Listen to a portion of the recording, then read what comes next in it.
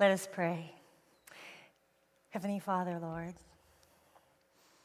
what a privilege it is, Father, to wake up again, Lord, and be blessed with life. An even greater privilege still, Father, to impart your word. So, Father, I ask that not only do you hide me behind your rock, Lord, but let the words of my mouth be yours, and let our hearts be willing to receive it. In your name, amen. Turn with me in your Bibles to John chapter 19.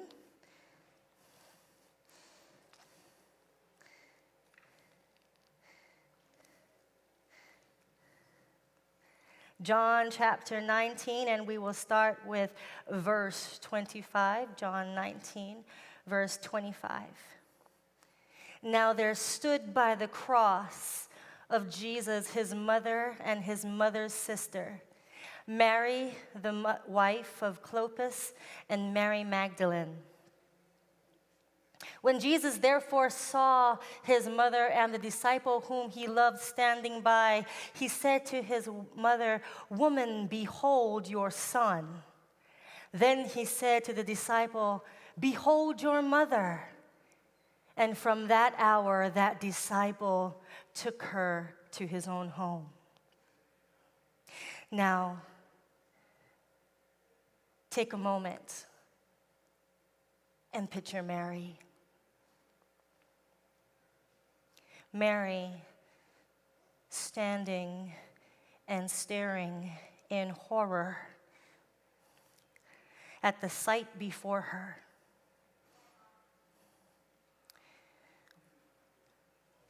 She's looking at her firstborn, beaten, bloodied, naked.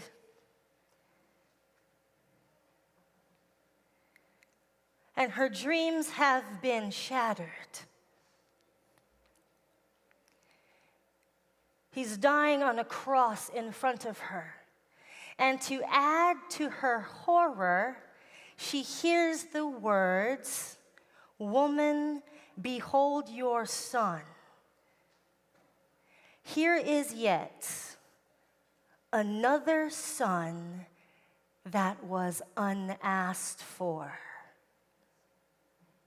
Let me repeat that. Here was another son who was unasked for. Now you're thinking, hold on, Jesus wasn't unasked for, was he?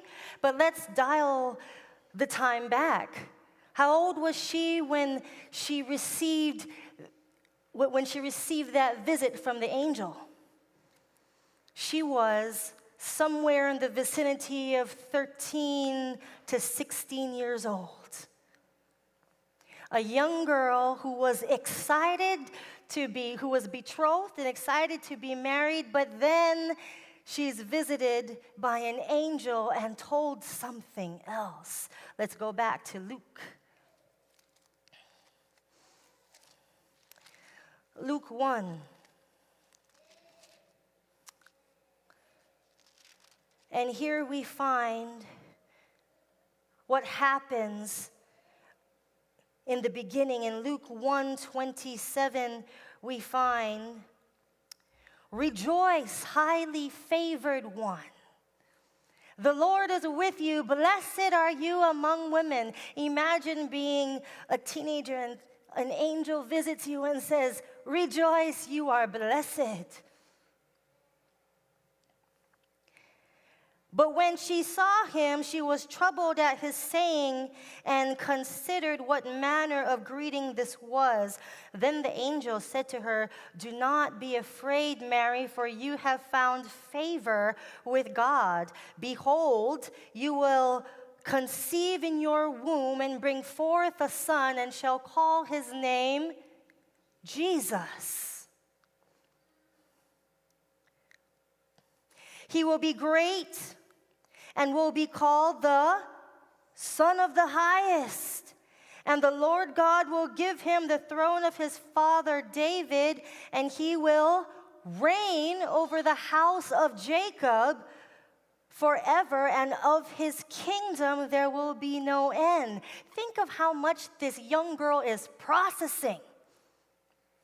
So I'm going to have a baby, and he will be a king. And then the angel answered, then Mary said to the angel, "How can this be, since I do not know a man?" The angel answered and said to her, "The Holy Spirit will come upon you. The power of the highest will overshadow you. Therefore also that Holy One who is to be born will be called the Son of God." Ladies, think of yourself somewhere in the age of 13 to 16, and this is told to you. What would you feel? Anyone? Scared? What? Overwhelmed? Confused? Anything else?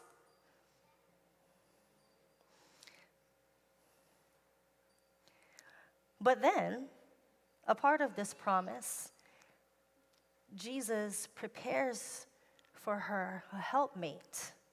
And it says, "Now indeed, Elizabeth, your relative, has also conceived a son in her old age. This is now the 6th month for her who was called barren, for with God, nothing will be impossible." Then look at the response of this young girl. I'm thinking this exchange is no less than 2 or 3 minutes. And as she processes what has been said, asked her question, this is her response. "Then Mary said, 'Behold, the maidservant of the Lord, let it be to me according to your word.' And the angel departed from her." She basically said, "Lord, let your will be done." Now fast forward 33 years.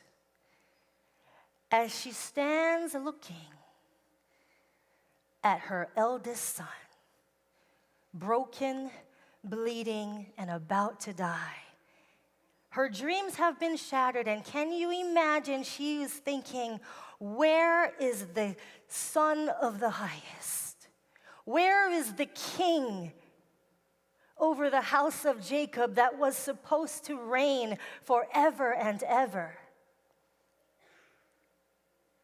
You see, if Jesus had raised up an army and gone out into a battlefield, that would have been different.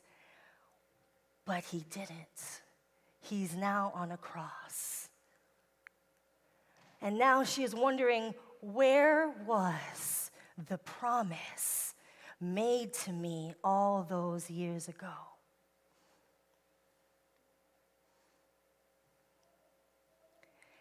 And then she hears, "Woman, behold your son."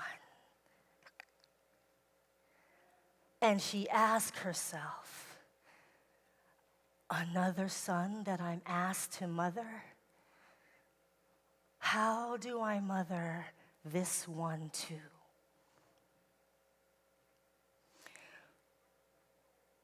Then we turn to John. He hears the words, "Behold your mother." And John can't help but feel unworthy. As he stands comforting his own mother, he remembers the time not too long before when his own mother approached Jesus kneeling and asked Jesus that her 2 sons be sitting on either side of him. Let's go to Matthew 20.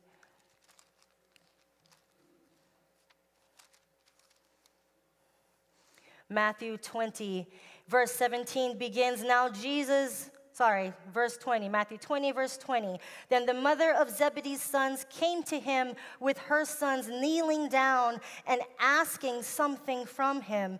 And he said to her, "What do you wish?" She said to him, "Grant that these two sons of mine may sit, one on your right hand and the other on your left, in your kingdom." But Jesus answered and said, "You do not know what you ask. Are you able to drink the cup that I am about to drink and be baptized with the baptism that I am baptized with?" What did they reply? "We are able." So he said to them, "You will indeed drink my cup and be baptized with the baptism that I am baptized with, but to sit on my right hand and on my left is not mine to give, but it is for those whom is prepared by my Father." So now here John hears the words, "Behold your mother." And he looks up at his friend on the cross, and he thinks, if Jesus had granted his mother her wish that day, would he and his brother be the ones on either side of Jesus now? How did he think that he could drink the cup?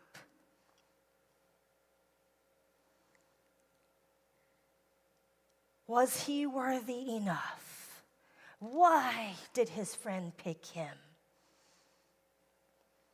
But out of love, like the text says, he took her into his home immediately. And now we turn to Jesus. There he is, broken, bruised. And we know the torture that has already been inflicted upon him. We wouldn't expect Jesus to be able to be speaking now. But instead of turning in on himself with the pain, he turns his heart outward. And he looks and he beholds his mother. You wonder why the word behold is mentioned so much. Behold in the Greek is a command. Look, see. It's not a simple request. It is a command followed by a promise that something good is about to happen. Remember when the angels came to the shepherds in the field and they said, "Behold, we give you tidings of great news and joy." When the angels stopped by Mary, he says, "Behold, this is what will happen to you." And now these two beholds in John are no different. In their grief, something good will eventually happen. Jesus saying, "Behold, look to your mother. Behold, woman, look to your son." He looks, and not only does he seize the mother who has nurtured him from the very beginning, but he sees the widow and the soon-to-be mother of the criminal who died. And he knows that already her status as widow is a little shaky, but to be the mother of the criminal who died is one that she wouldn't be able to fully recover from. Hence, this is one of the reasons why he said it out loud. So that those who are listening under Jewish family law could see that he abided by the rules as per the firstborn to provide for his mother. He needed everyone to hear this, and not only did he want his mother and John to hear. In his brokenness, Just a few hours before that, not only is he beholding his mother now, but he echoes her teaching. When he was in the Garden of Gethsemane, he says in Luke 22, "Father, if it is your will, take this cup away from me. Nevertheless, not my will, but yours be done." This is an echo to the teachings that Mary has given him and the echo to the first statement that she said to the angel, "Behold your maidservant, let it be to me what you will." So in his last sentences, he is honoring his mother, not only in her obedience and submission to his father, but he's honoring her by providing for her care. And not just any care, because some of you may wonder, why did Jesus not put her in the care of her other children? But instead of just looking out for her physical needs, house, food, clothing, he looked out for her spiritual needs and thus gave her to one who knew that could help lead her and keep her on the path.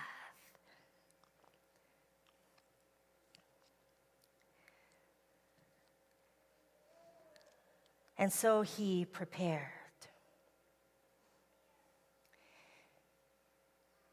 That is so cute. I heard that repeat. Thank you, baby.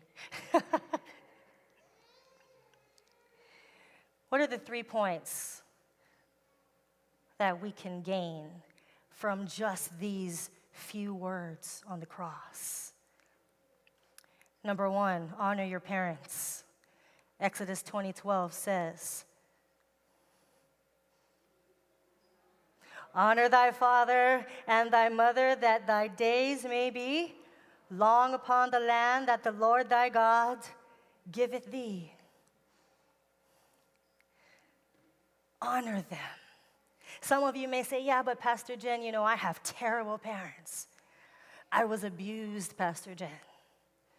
Or, "Pastor Jen, I was a test tube baby. I don't know who my parents are." Or, "Pastor Jen, I was adopted. Pastor Jen, my parents hurt me too much to give them honor." Okay, but honor the position that they have, because without them, you would not be here.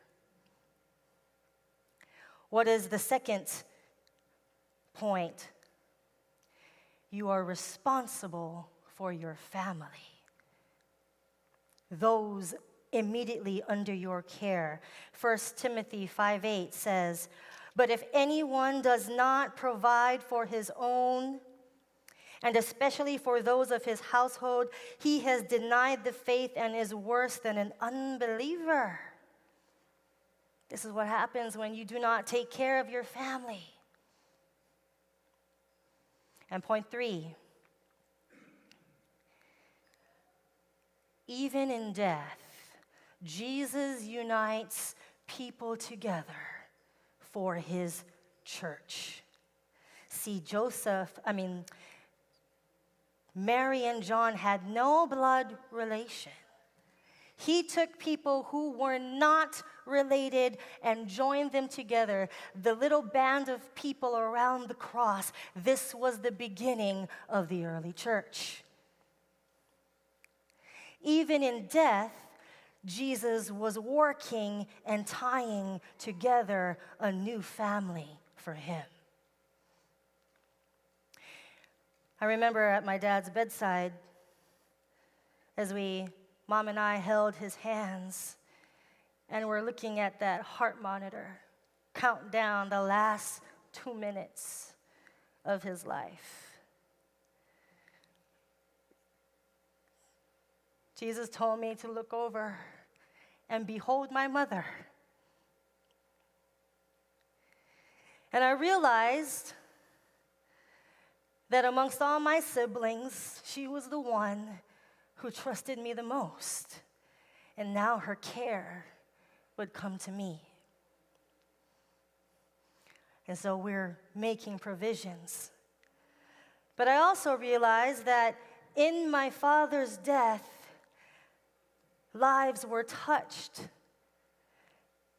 because nurses came in the room to talk about the Zoom calls that we had. And then when I offered to pray for them, a nurse said, hold on. You're going to pray for us and your dad just died? And I said, prayer doesn't end when my loved one dies.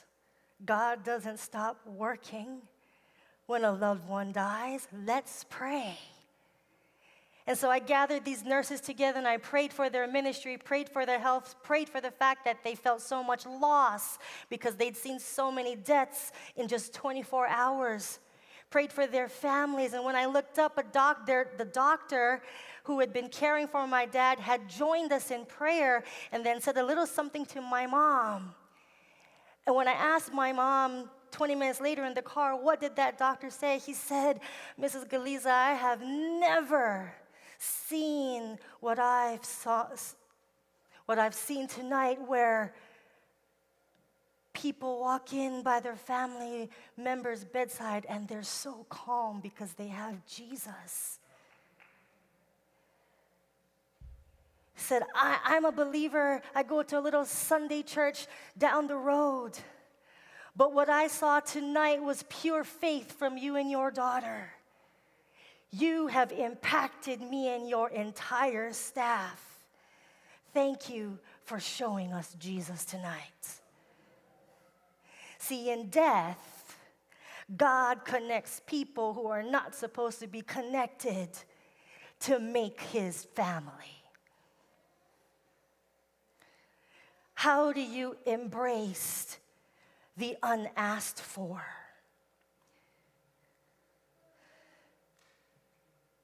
Mary had an unasked for son. But she did, and look what he ended up doing, bringing salvation to the world. Now she's given another unasked for son, whom she doesn't yet know at that time will be part of the connection to the Christian church. How do you deal with unasked for things? Have you ever had an unasked for child?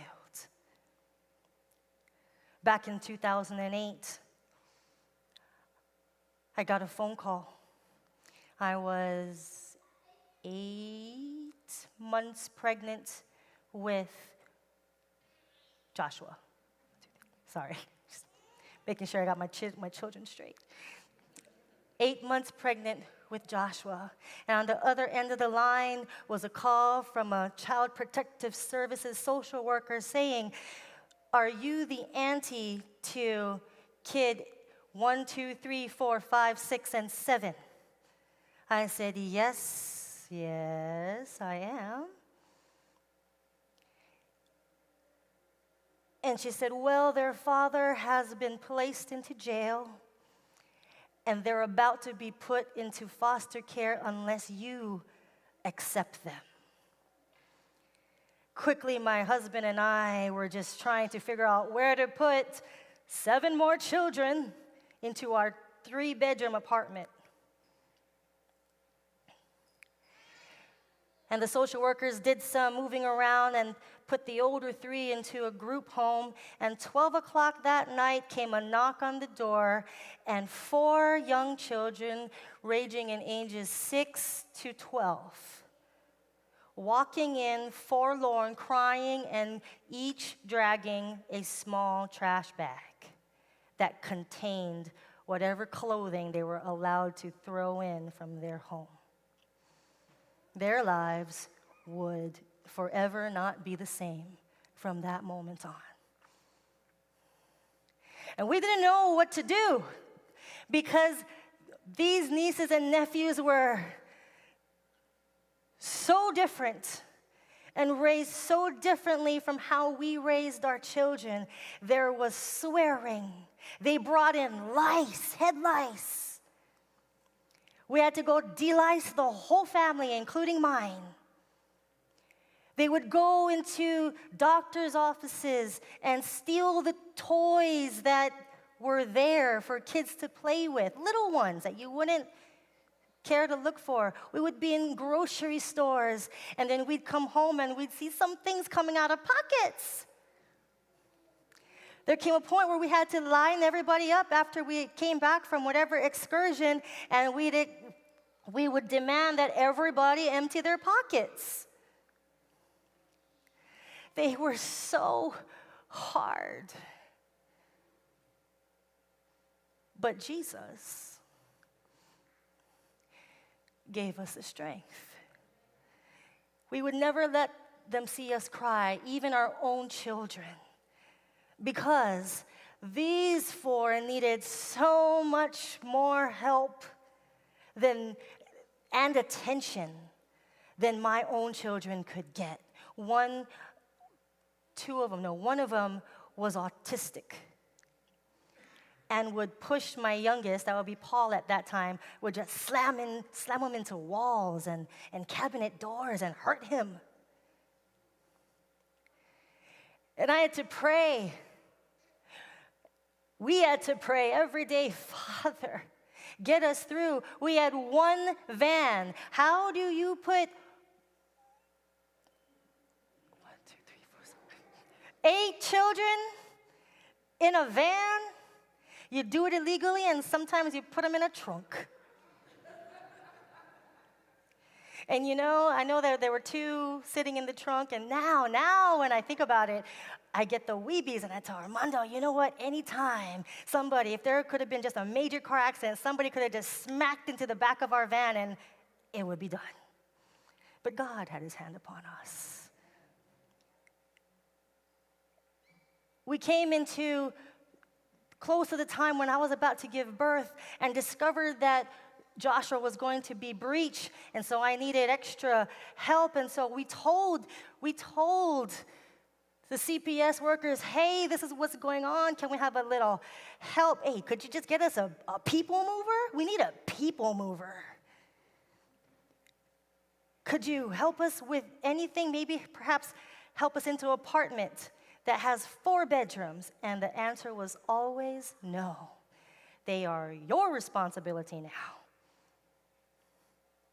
Nobody was there for them.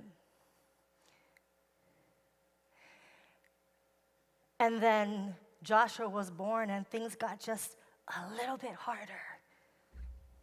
Because now I had the newborn, and now trying to do 9 kids at one time. And we prayed, and let me tell you, the church, my church stepped in. They gave these kids so much love, it was unbelievable. Food, clothing. At potluck, there was a birthday, and somebody brought it was like a magician's hat. They brought out gifts. I'm like, how did you know that that's her birthday? They're like, we keep a spare stuff in the back, Jen. I'm like, wow. And she looked at this little sticker box, and she was like, Auntie, people love me. Very simple sticker box. Stickers, people. And she cherished this box and wouldn't let anybody touch it.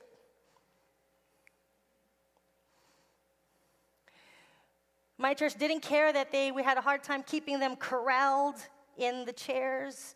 They brought them their quiet bags. They gave them food, clothing, so much food that would get delivered to our house that we didn't know what to do with it half the time. But this is what church did. How do you embrace the unasked for? You join with others and let them pray for you and help you. soon enough, maybe we had the kids 2 months, and we knew that we couldn't do it anymore because it was just too much. And the CPS did find a foster mom that would take all of them. And not only that, this foster mom was a Seventh-day Adventist. And once they were placed in their care, Armando got the call that the company was moving us to New Jersey. And we moved within just a month or two right after. And sometimes you think, why must I embrace what I have not asked for? When I step back to look always at that time, God knew where we would be at every single part of our journey. And He had prepared not only our hearts, but the hearts of my church family for 4 years to take those kids for 2 months. Because there's no other reason why we would have been in Seattle. But this is what God does. When there is something that He's about to do, He's going to prepare the way so that you can do what He's asking you to do. This is how you can embrace the unasked for. But back to Jesus.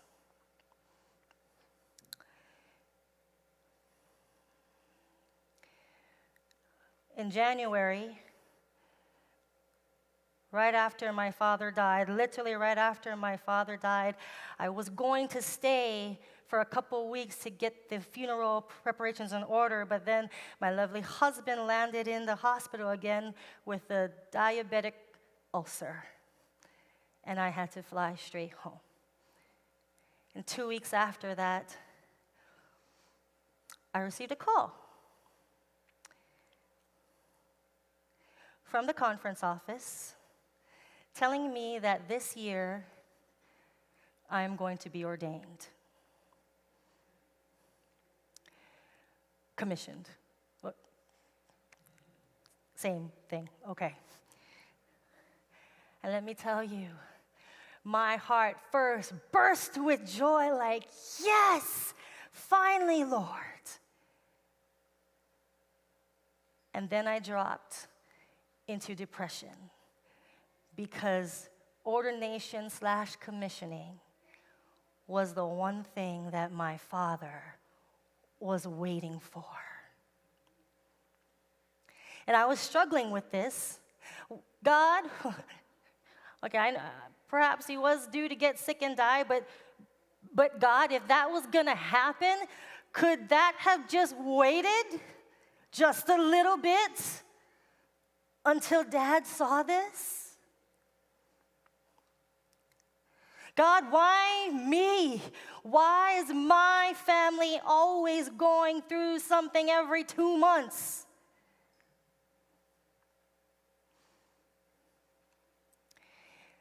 You remember Dr. Machado came to speak here at the end of March. We had just gotten back from Hawaii. And the following week, I went up to the conference office for one of my doctorate classes, and he was teaching a class, this class.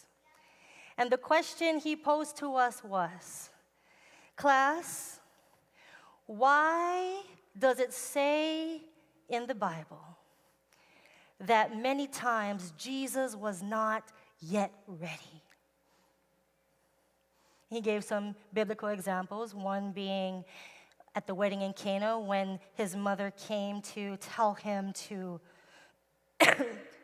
turn the water into wine. He turned to his mother and says, "My time has not yet come." And if you were to Google this phrase, "my time has not yet come," you will see several instances where Jesus has said that. So Dr. Machado says, why, folks, was Jesus not yet ready? And we were hemming and hawing, we didn't quite know. And then he says, let me take you to Gethsemane. where Jesus is breaking down, where he has asked his closest friends to be with him 3 times to pray, where he is under pressure, where he is sweating great drops of blood, where he is just in agony. Now, you've been here, right, my pastors? You've had things that you've dealt with, issues that you've dealt with, and you've said, Lord, I don't know any other way. You do it. Now, Jesus is right here, and he's looked at this salvation problem backwards and forwards, left to right, and he says, Father, I just don't want to do this. How else can we solve this problem? Dad, how can we solve this problem? Did he receive an answer? And we're all looking in the Bible. No, he did not receive an answer. He said, yes, he did receive an answer. He received the answer of silence. Because he had to make this decision. He knew what he had to do, but he had to make this decision. Which brings us to why he says, that did not help me covering that, okay. Father, if it is your will, take this cup away from me. Nevertheless, not my will, but your will be done. This is what he said.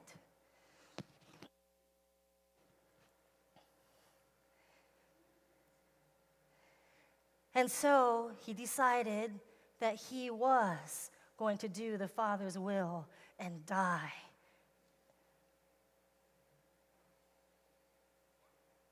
And then he came out in glory on the other side because he conquered death. And by this point of the class, I was crying.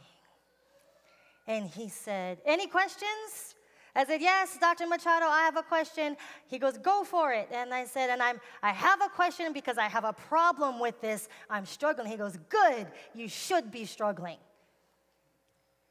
And he goes, what's your problem? I said, Dr. Machado, from a very young age, I knew that I wanted to serve the Lord. I knew that by the time I was a teenager, God was calling me to pastor. I was given so much pushback because I was told there will never be many female pastors, and if there would be more in the future, there was going to be no ordination. But I didn't care, Dr. Machado. I said, I just want to serve the Lord. I don't care for the titles or whatever comes with that. I go, so here we go. Dr. Machado's taken me 20 years. I'm a pastor at Plantation now, but you're telling me that Jesus had to submit and to come out on glory on the other side. I go, Dr. Machado, last year and this year were horrible for me. My mother was in a huge car accident or garage accident with a car. She had her cancer journey. My husband was stuck in the hospital with his foot almost having to be amputated. And then my sister dies, Dr. Machado. And then I missed my sister's cremation because one of my kids got COVID. And then we thought we were out of the woods, and one of them got COVID again.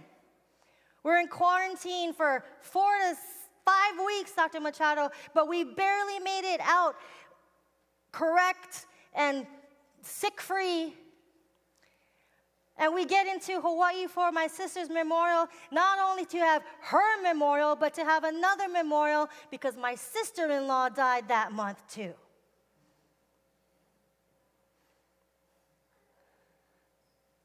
So, Dr. Machado, I'm thinking that the year is done. There could be possibly nothing that can touch me because I've already touched cancer, death, COVID, and diabetes. What else could possibly happen, Dr. Machado?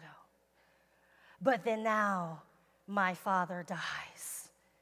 and my husband was back in the hospital. And then you call me and you say, hey, congratulations, we are going to ordain you.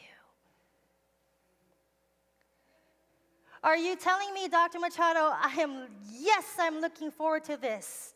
But if Jesus had to drink the bitter cup, are you telling me that I had to drink cup after bitter cup after bitter cup, with each cup getting bigger and each drink getting bigger and each drink getting more bitter? How many cups did I have to drink in order to get to my ordination? How many stripes do I have to take? Because if those are the cups that I have to drink, let me tell you something, I was not that thirsty. Let me tell you something, if I needed to go through all that just to be commissioned, take it back. I don't want my commissioning. I want my sister and my father back. And I was crying my eyes out in class. He comes over to me, this man full of such compassion for his pastors. He comes up to me and he says, my dear Jennifer, I have no answer for you.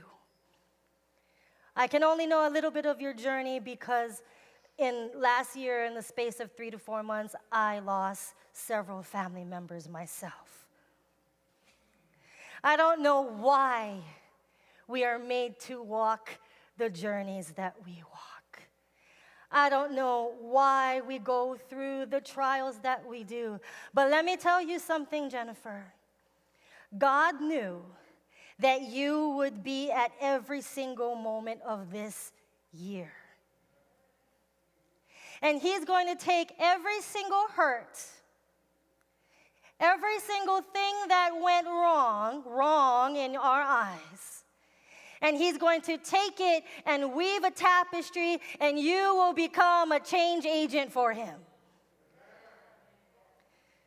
Because sometimes we go through our trials so that other people can come to Christ. Sometimes we go through our trials for our own spiritual growth. Because now I can stand and say, through diabetes, through COVID, through cancer, through death, bring it on. Because Jesus lives.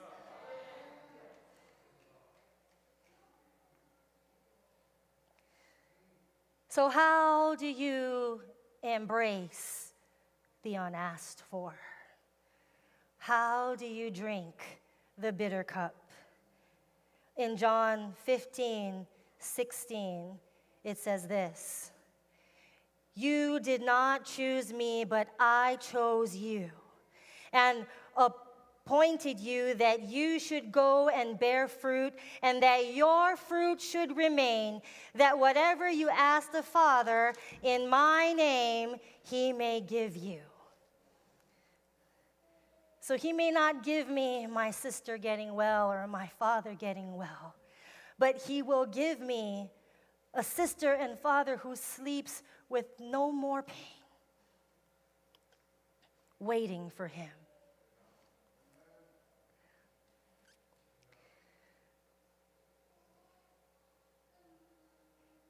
In Romans 12:12, it says, and do not be conformed to this world, but be transformed by the renewing of your mind, that you may prove what is good and acceptable and the perfect will of God.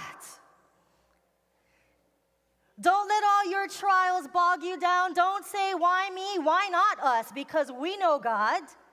And we have that hope.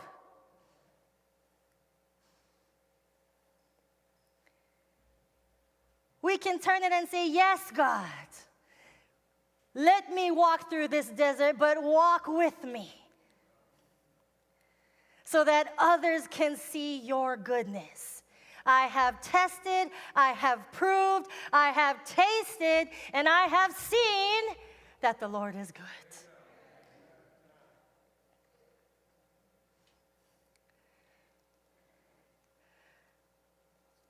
In Deuteronomy 5:33, it says, "You shall walk in all the ways which the Lord your God has commanded you, that you may live, and that it may be well with you, and that you may prolong your days in the land which you shall possess."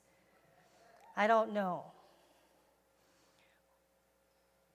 what all of you are going through right now, but I can tell you, if your bank account is empty, Jesus sees it. If your marriage is failing, Jesus can heal it. If your relationships are broken, Jesus can restore it. If you are stuck in mire and addicted to several different things, Jesus can heal you. And even if you are on your deathbed, Jesus can either restore you or make you wait till you see him next. How do you embrace the unasked for? You say, "God, I submit. I die to you every single day, God, because I know that you already know what is happening to me right now, and you are already working to restore it. I know, Lord, that even as I drink this bitter cup, you are drinking with me and have drunk an even more bitter cup. And because you have come out into glory, so will I. So I say, bring it on. Let it rain, God.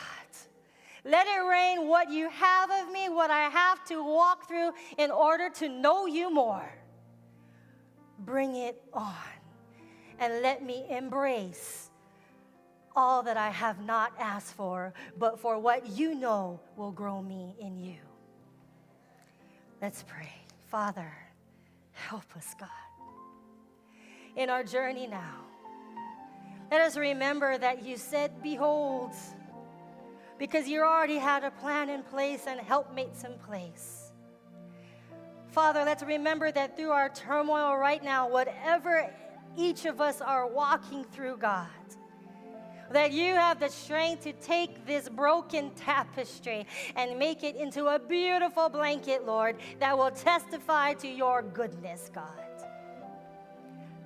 Let us say, yes, we embrace all that we have not asked for, because we know that you love us and have our goodwill in mind. In your name, amen. Please stand with us as we sing our closing hymn, Ancient Words.